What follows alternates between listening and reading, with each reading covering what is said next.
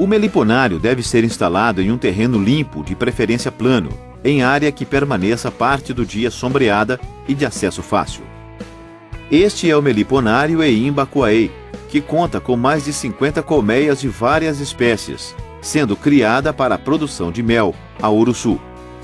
Situado em Camaçari, ao norte de Salvador, está em uma região de clima bastante quente. Inicialmente, para a gente começar na atividade, nós devemos observar a espécie a criar. A primeira coisa é se observar.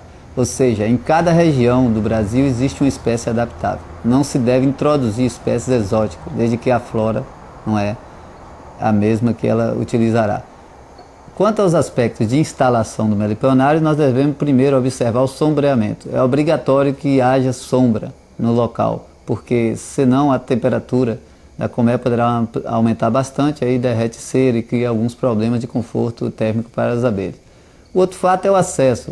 O meliponário, para ser instalado, ele tem que estar em um local de fácil acesso, ou seja, de preferência plano, que permita a entrada de um veículo, se for um meliponário maior, ou até o próprio acesso do criador.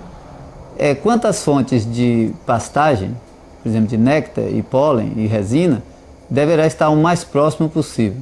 O raio de ação dessas abelhas vai de 200 metros até 1 quilômetro. Consequentemente, quanto mais perto tiver a florada, maior o rendimento e a produtividade de mel que você terá. Outro aspecto importante é quanto ao vento. O meliponário deverá ser instalado em locais de pouco vento. Vento excesso e ventos fortes pode prejudicar o voo das abelhas.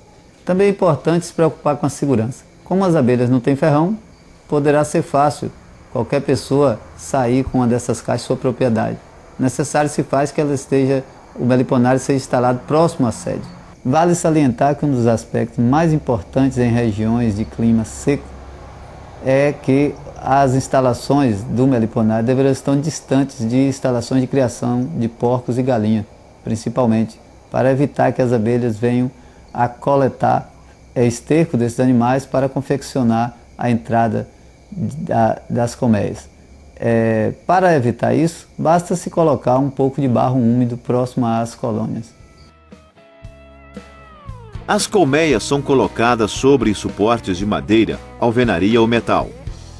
O importante é que estejam a meio metro do chão, altura que facilita o manejo e mantém a colmeia distante da umidade do solo e protegida do ataque de formigas, aranhas e sapos, seus principais inimigos.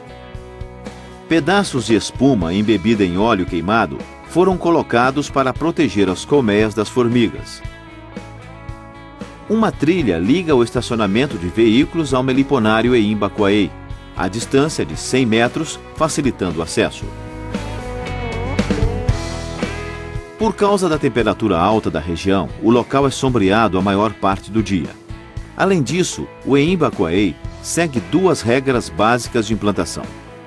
Está a menos de 500 metros das floradas e a menos de 100 metros de uma fonte de água. Além disso, deve-se guardar uma distância mínima de 500 metros de apiários para evitar competição por alimento. As colmeias são distribuídas no terreno de forma aleatória. Quanto à distância entre elas, pode variar de no mínimo 1 metro para as abelhas pequenas a no mínimo 2 metros para as espécies de maior tamanho. Uma limitação da criação dessas abelhas diz respeito ao número de colmeias. Quando não existem colmeias na natureza, na região do meliponário, deverão ser instaladas no mínimo 44 delas. Esse número ele foi baseado na manutenção de pelo menos 6 alelos X0, né? São os alelos relacionados ao sexo, relacionados ao gene sexual. E esse número foi feita uma estatística em cima desses valores, em que encontrou-se que 44 é o número ideal para se evitar a produção de machos diploides. Esses machos diploides, eles são estéreis, são geralmente cegos, ou seja, eles são inviáveis para a reprodução.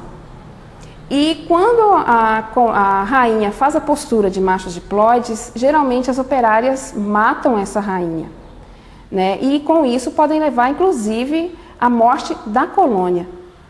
né? Então, esse número 44 seria um número em que seria evitado o aparecimento, ou pelo menos diminuiria a chance de aparecer esses machos diploides.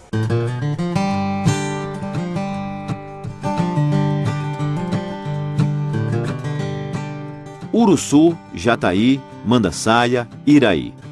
Que espécie criar em um novo meliponário? Essa é uma pergunta essencial para o futuro meliponicultor, não apenas por causa das implicações econômicas da produção e comercialização do mel, mas principalmente por causa dos desdobramentos ecológicos decorrentes desta opção. Não adianta o indivíduo querer criar uma espécie que não é característica, que não é nativa daquela região, porque pode ser que vá levar aquela colmeia à morte, ou as colmeias à morte. Com relação a criar mais de uma espécie em um determinado local, não teria problema, ou não tem problema nenhum, se houver uma flora apícola adequada. Em cada região existem espécies mais frequentes, mais indicadas para a criação racional. No norte destacam-se a Uruçu boca de renda, Melipona seminigra, e a Jandaíra, Melipona rufiventris. No nordeste, a Uruçu, Melipona scutelaris, a Manduri, Melipona marginata, e a Mandaçaia, Melipona quadrifaciata.